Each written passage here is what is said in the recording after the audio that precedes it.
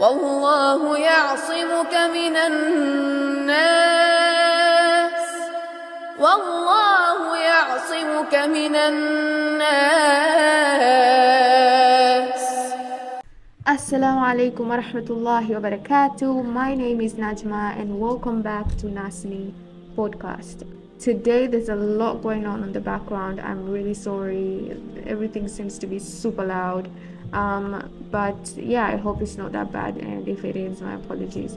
So in today's video, I wanted to talk about 5 tips on how to connect to the Quran, or how to spend more time with the Quran, or how to have a relationship with the Quran. As Muslims, either as Muslims in general, because I wanted to say if you want to be a practicing Muslim, but as a Muslim in general, it is like the backbone to have a relationship with the Quran, because that is the word that we believe in. That is what makes us Muslim, the Quran itself. So we have to have a relationship with it. It's not something that happens once in a while, like Ramadan or so. Even though Ramadan is coming, so this could also be useful for someone who is trying to get close to the Quran during Ramadan. And it's not the Quran is not something that should be just kept on a shelf. We have to have a relationship with it, either physically or emotionally or in our heart. But we have to have Quran in us as Muslims, something that's constantly with us, something that's constantly something that we have a relationship with in general. So I just wanted to talk about it and have these 5 tips be almost like a guideline to how to start that journey if you haven't already, or you want to do that either right away or during Ramadan, and also keep the habit going. There's a lot of things that happens once you start connecting with the Quran. There's a different kind of you that comes out. You become someone better automatically. It just happens. It's a good version of you. It's a good side of you. And inshallah, if you end up trying these 5 tips on your own, inshallah, it brings you this sweetness and goodness in your life. So the first tip that I have for anyone who's trying to have a relationship with the Quran, or to spend more time with the Quran, is you have to set your intention. This is important for many reasons. One of the reasons why it's very important is because you get to see or reflect on your own why you want this relationship with the Quran. Why is it important to you to start having a relationship with the Quran? Why do you want that kind of relationship? You could have many reasons, good reasons, but also you can also reflect if your reason isn't good, because sometimes your intention is not necessarily to have a relationship with the Quran or to get close to the Quran.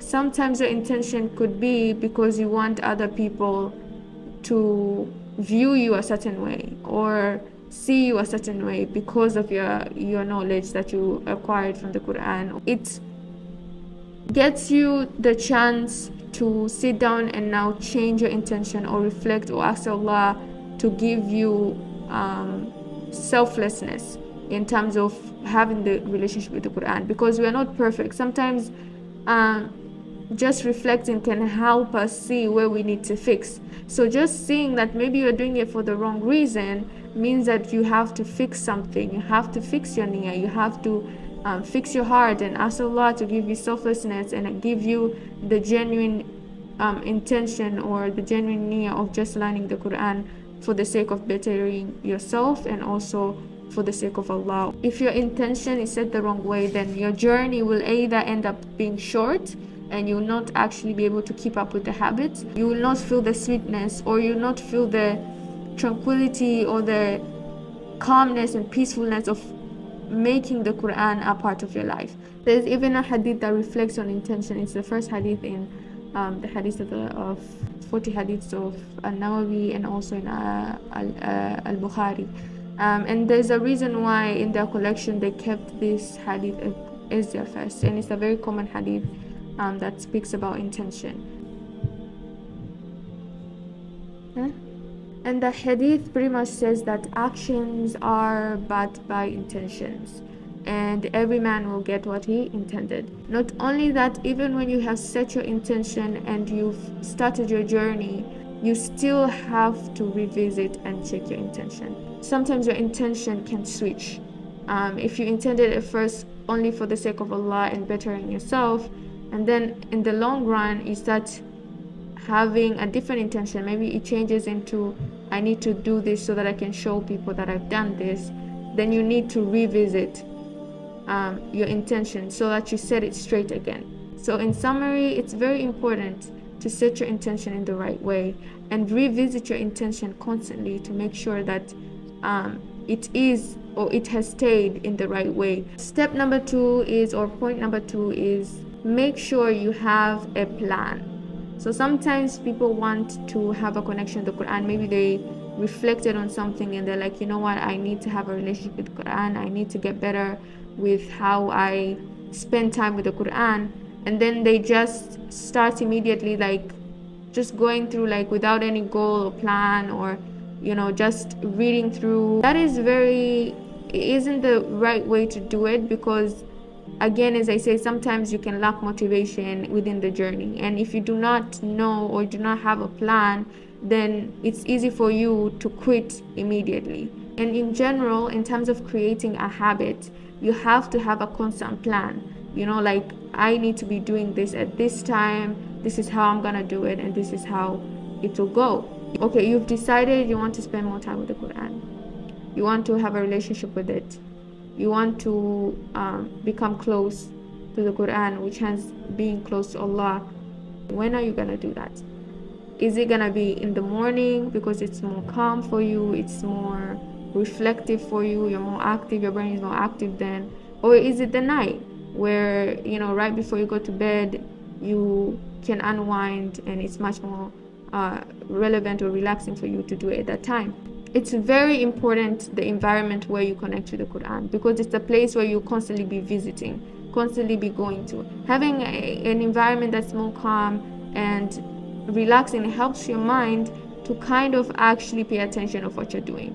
If your environment is people talking, people moving around, of course, even in your recitation, it's going to be hard for you to kind of stay calm and just read through things with pace. For example, nowadays, people, I've seen them, like, if they're watching a movie, if they are planning to watch a certain movie, they always make sure that their environment is set up nicely so that they can enjoy the movie. Okay, some people have popcorns, they go somewhere where it's silent, they have their headphones or whatever way, because they want to enjoy the moment, they want to be present, they want to like have the experience. You have to be able to say, listen, I need to have this little space, I'm gonna spend 30 minutes, 15 minutes, an hour just reading the Quran with presence, with actually enjoying it, with wanting to do so.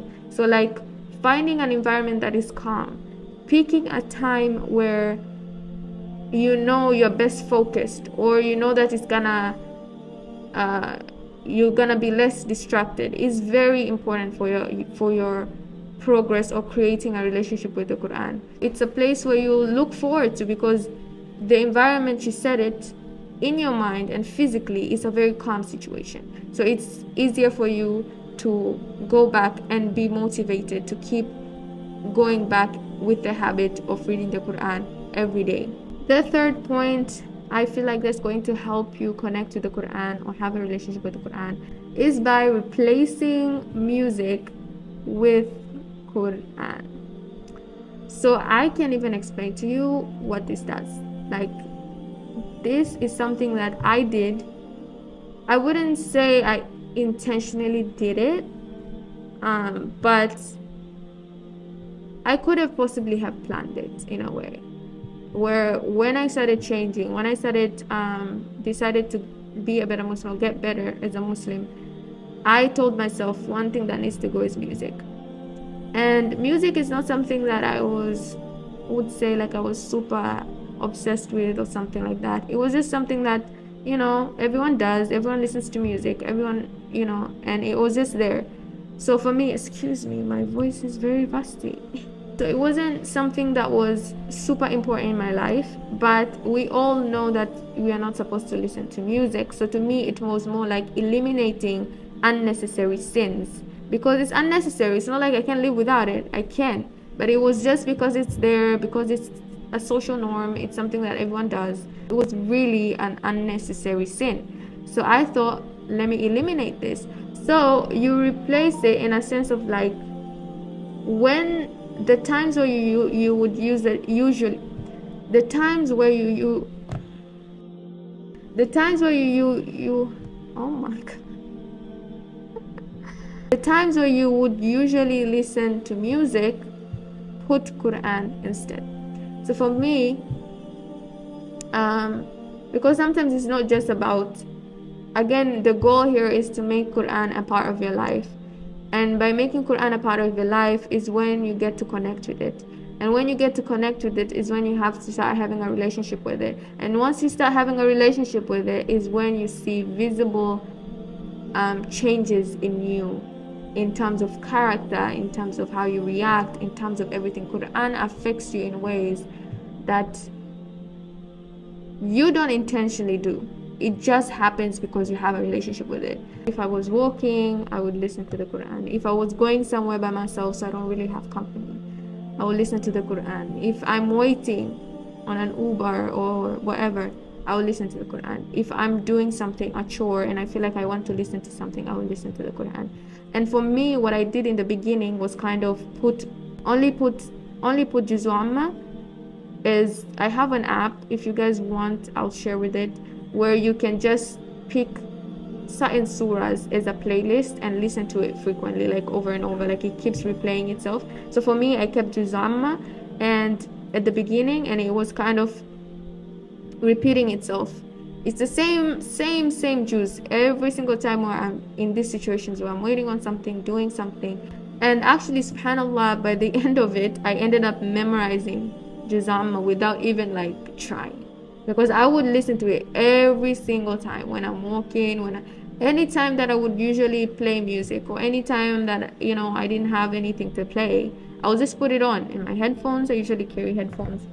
It's not here today, but I usually carry headphones, and so I would just listen to it and recite it. Sometimes I started finding myself reciting with the person I'm listening to, and at some point I ended up realizing, wait a second, I've actually memorized this. And so I went back to the Quran, like the physical Quran, and I was like, let me try to just read the surahs I feel like I've recited and see if I've actually recited them. And subhanallah, of course there were some mistakes in certain surahs, but most of the majority I was able to just recite them. And I didn't really use much brain effort, mind effort. I didn't physically, let's say, set a time where I was like, I'm gonna do hifz or something. It just sort of happened where that I just ended up memorizing. If you listen to the Quran frequently, even the environments you go to are not gonna be horrible environments because you're listening to the Quran. Even when the way you dress, because now you're listening to the Quran but you're dressed inappropriately, you feel a certain way. So listening to the Quran frequently and having it a part of your life makes you stay away from certain things, because it doesn't align with the Quran. It doesn't align with Islam or what the Quran represents. So you start to stop doing them because of just that fact. You're listening to the Quran, somebody comes in, and then you start gossiping with the person, and then the person leaves, and now you're putting on the Quran again in your ears. There's always gonna be something in your ruh, in your nafs, that says, what did you just do? That does not align with, it doesn't align with what you're going. What music does, it aligns with all the sins. Music aligns with all the sins. You can go to parties, you can dress a certain way, you can have relationship with men in terms of physical, you can do, it allows that, it accepts that. But for Quran, this phone. But for the Quran, it doesn't allow you to do these things. So you end up sustaining away from these things. You end up not doing them because it doesn't align with it. So replacing music with Quran is the best thing you could do as a trying Muslim, a Muslim that is trying to be better, a Muslim that is trying to create a relationship with the Quran or spending more time with the Quran. This is a one way to spend more time with the Quran, but also have a connection with it and have it better your life. This is the one way where the Quran just unintentionally betters your life, because I wouldn't say that you would intend for certain things to happen, but they will happen. For me, this was my experience that I shared. But for you, it could be different. It could be something that you're dealing with and suddenly you just feel like it's easy to let it go. SubhanAllah. Allah will give you that mercy. Allah will give you that rahmah. Allah will give you that ease for you to live certain things, Like, it's not something you're supposed to be trying so hard about. So even when you do this, don't have expectation in your mind. Don't have this thing. Just, again, going back to the intention, make it purely about having a relationship with the Quran, purely about being close to Allah, purely knowing or having that mind that the Quran will change me to be a better person, not only a better Muslim. And then watch it change you, change your behaviors, change your environment, change everything, because it can even change your environment in terms of friends and everything. Inshallah, by doing this, Allah will definitely grant ease for you for this journey and whatever else you're facing in your life, inshallah, because it really did that for me. And the fourth point we have is consider reading tafsir. This is another point. So I said the last point is something that you do not have any idea what it does for you, even though I tried to explain it, but you will have a different experience from mine, so you just need to try it. This point is also a point where you have no idea what it will do for you, like no idea. Considering reading tafsir, you don't necessarily need to know Arabic. So I feel like sometimes people shy away from reading tafsir or consider it in the first place because they're like, I can't read Arabic. Even if I read tafsir, I have to memorize the tafsir and I can forget it, and all of these things. You don't necessarily need to be fluent with it. You don't necessarily need to know word by word for it to actually have an influence in you or create a relationship with the Quran, because reading the Quran without tafsir still has an effect on you, honestly. That's why even the point of planning, I told you, having an environment where you just read the Quran, it will have an impact on you, with or without tafsir. But if you have tafsir, you have a deeper level of connection with it. You have a deeper relationship with it. And therefore, you will stay constantly wanting to learn more and wanting to be more close and wanting to have that relationship.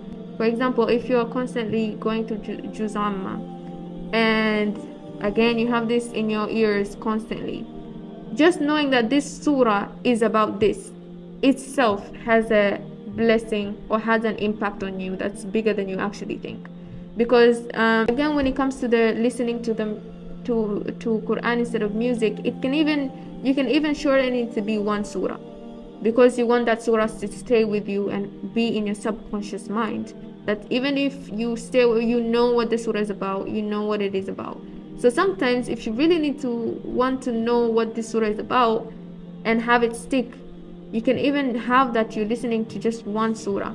And then what you can do is know what the title of the surah is. For example, Surah Al-Fatiha, we know it's the opening. And then you read through all the ayahs in tafsir. Okay, so this ayah means this ayah means this ayah means this. And then you get a storyline to what that surah is about or what it's talking about.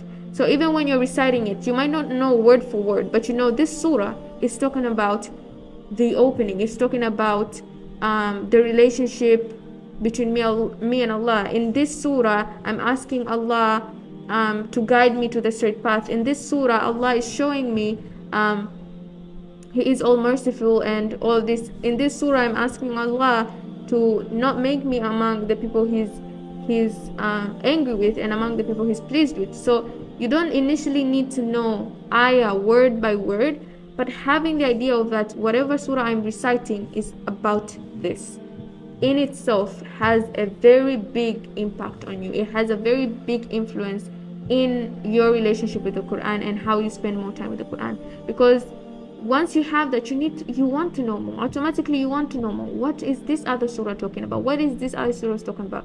You find out things that you didn't even know about. You're like, oh, this means this, or like this surah is about this and stuff like that. You can even go in depth in terms of like searching the surah and having maybe a video explain the backstory of the surah, because some surahs are like stories that happened, events that happened years back in the time of the Prophet. They were revealed for a certain event, maybe like something happened and then the surah was revealed. So then you can also learn where this surah came from and stuff like that. And you do not really need, when you say tafsir, it doesn't necessarily mean that you need to know word by word for you to start even opening and just learning the tafsir. You can just start by that, and you feel like, I really want this surah to stick into my brain. As I said, you can use the method of what? Listening to the Quran instead of music. You can choose your own, even you can put like 2 surahs. Not only does it create a relationship with the Quran once you learn tafsir, but also creates a relationship with salah. And I think that's beautiful beyond, because once you know tafsir of a surah, and for example Surah Al-Fatiha, you're always reciting it in your salah, so now you know the meaning of what you're saying, so now you're able to recite it slower in times, because you really want Allah to listen to what you're saying, asking Him what you're trying to ask Him. So you kind of have a relationship now with the salah too, because now you know what Surah Al-Fatiha means, so now you are like present. And then slowly you'll have the need to now start learning new surahs and their meanings, because then you can recite it in your salah and now you know what it means. Okay, like Surah Al-Ikhlas, you know what it's talking about. Okay, it's talking about Allah's oneness. So even when you're in salah and wanting to recite a surah, you are able to know, okay, I feel like I want to recite this surah, is what it's connecting to me the most right now. And so you recite Surah Al-Ikhlas just to have that remembrance of who Allah is. Maybe, you know, you want to recite Surah Al-Kafirun so that you know where you stand, or you know, speak about your iman to Allah. So each surah, once you learn tafsir, it opens so many doors. These are just examples based on my experiences, where if you learn tafsir, you create a relationship with the Quran deeper than if you just read it. And then it also made me personally create a stronger relationship with the salah. It makes you able to pick surahs in terms of what you're feeling, which makes you connect with, makes you talk to Allah in more heart, in more presence, in more passion. So learning tafsir opens a lot of doors. Not only the topic of today, which is creating a relationship with it, but it also creates other doors for you as a Muslim, in terms of your salah, in terms of your character, as I mentioned, in terms it affects your life. And all of these things don't come as you plan. It comes as Allah's plan. So when you go into it, you don't go into it, saying, like having this heavy expectation. You can expect that it makes you a good person in terms of character. Maybe it eliminates some of your weaknesses or sins or stuff, like not into the detail, where to a point where if you don't get what you expected from it, then it affects the whole point, which again comes back to what? Niyyah. If your niyyah is for just a specific reason, and if not for the sake of yourself and Allah alone, in whatever way Allah decides for it to come to you, then it's going to affect that. It's going to affect what you're trying to create, because you need to let Allah at the end of the day guide you. It changes you. If you use this methods, I'm guaranteeing you 100% that it is going to change you in the best way. It will definitely do that for you. And point number 5, which will be our last point, is keeping track of your progress. So there's different reasons why keeping track with your progress helps. One obvious reason is because it gives you motivation, obviously, because if you see how far you came from and how far you're going, or where you are at the time, it gives you this motivation. Okay, I'm in the right track, I'm doing the right thing. But not only that, but it can also help you see what you can change in terms of your steps in how to create a relationship with the Quran. You're able to see what worked or what didn't work for you, so you're able to adjust your methods, adjust your ways. Don't get discouraged, because the one thing I need to point out is that this is for you and having a relationship with Quran, hence having a relationship with Allah. And it's not a competition between anyone. It is just you.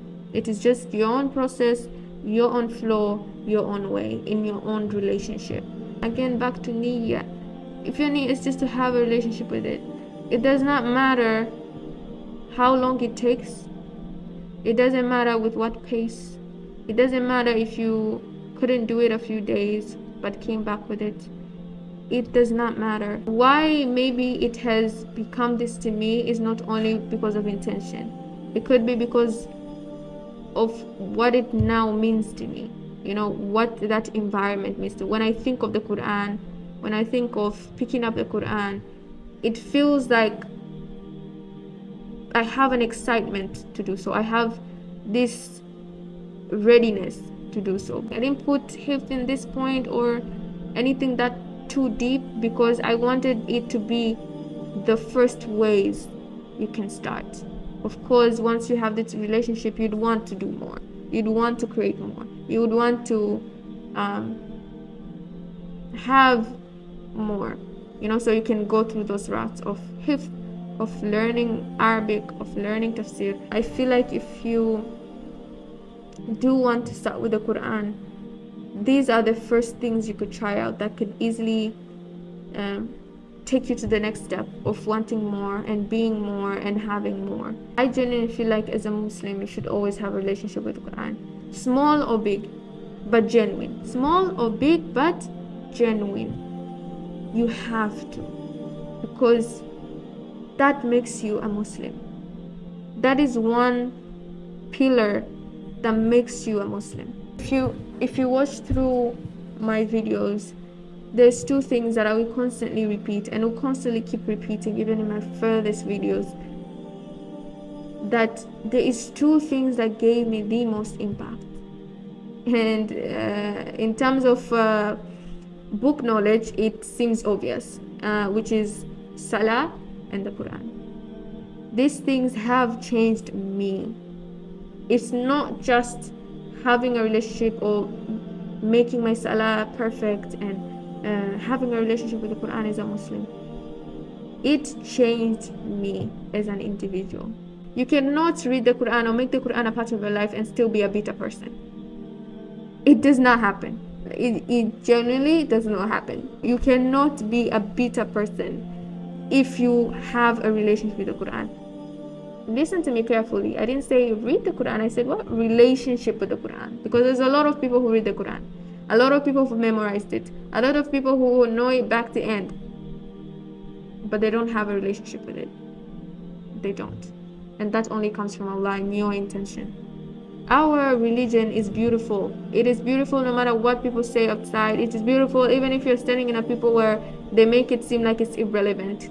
Because we've talked about it again in terms of in my video about friends, but also in my video about what Islam means to someone as an individual. We've discussed this before. It's your company, it's the people you surround yourself with, it's what you watch, it's what you expose yourself to, and so this all could have an effect to why you don't have a relationship with the Quran. So despite of what people say, despite of whatever environment, our religion is beautiful and it's healing. So I really, really hope, I'm just not putting this out there for you to just look at. I hope you really try these steps. You try these methods, you try these ways, and I hope you learn something that could actually improve your relationship with the Quran. Ramadan is coming. Alhamdulillah, Alhamdulillah. Ramadan is coming. I'm very excited.